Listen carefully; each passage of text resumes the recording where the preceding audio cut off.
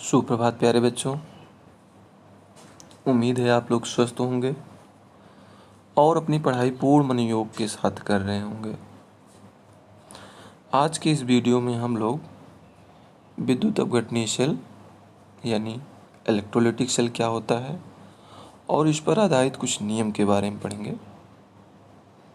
पिछले वीडियो में हम लोगों ने जाना कि कोलराउस का नियम क्या होता है और इसके एप्लीकेशंस क्या क्या हैं।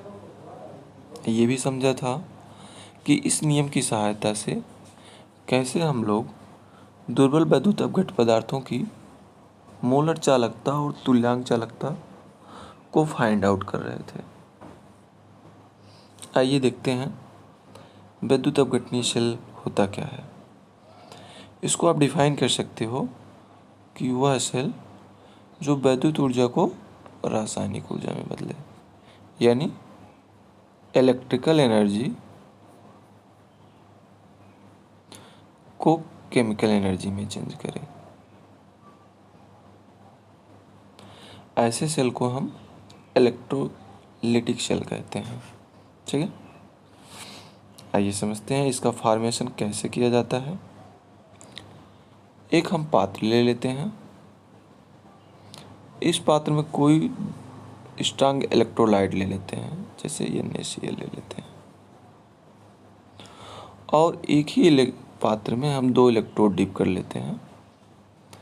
एक इलेक्ट्रोड आपका होगा कैथोड, जैसे कि लिखा गया है, जिस पर ऋणावेशी चार्ज होगा, और दूसरा इलेक्ट्रोड आपका होगा एनोड, जिस पर धनावेशी चार्ज होगा।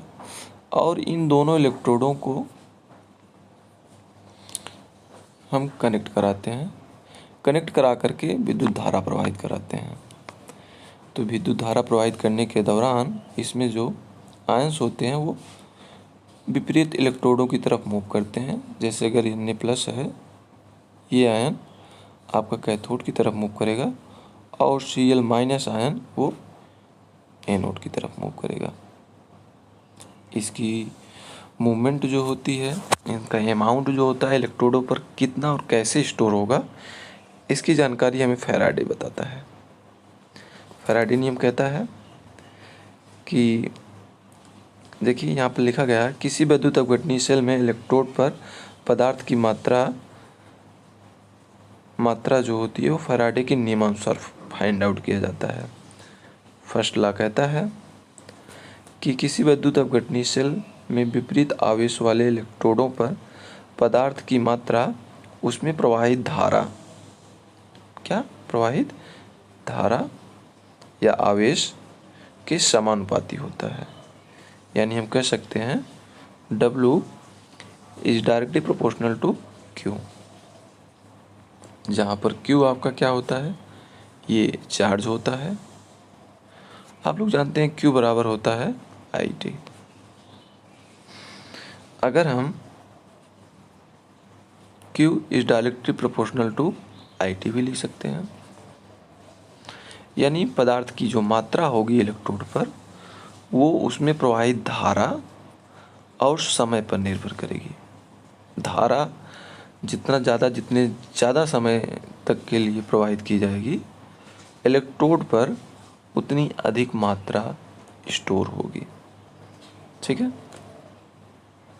यहाँ पर हम लोग देख रहे हैं कि जहाँ पर W क्या है, पदार्थ की मात्रा है, I जो होता है वो धारा है, Q आवेश है, और T समय है, जबकि Z जो आपका होता है वो रासायनिक तुल्यांक है।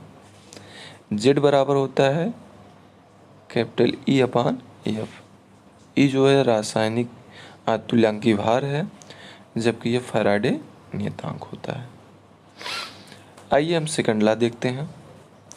सेकंड लॉ कहता है, अगर हम लोग 2 या 2 से अधिक सेल ले लें, ठीक है, और इन सेलों को एक श्रेणी क्रम में जोड़ दें,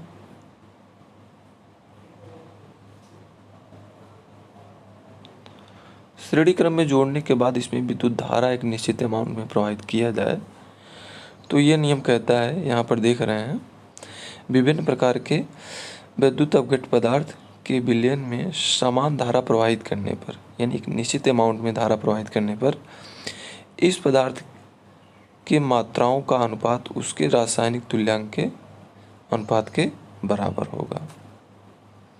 यानी अगर एक पदार्थ एक सेल में W1 आयन स्टोर हो रहे हैं और दूसरे सेल में अगर W2 आयन स्टोर हो रहे हैं तो इनका जो अनुपात होगा वो इनके रासायनिक तुल्यांकों के अनुपात के बराबर होगा। यहाँ पर आप लोग देख रहे हैं W1/W2 बराबर Z1/Z2। ठीक है, इस तरह से ये नियम आपका समाप्त होता है। थैंक यू बेटा।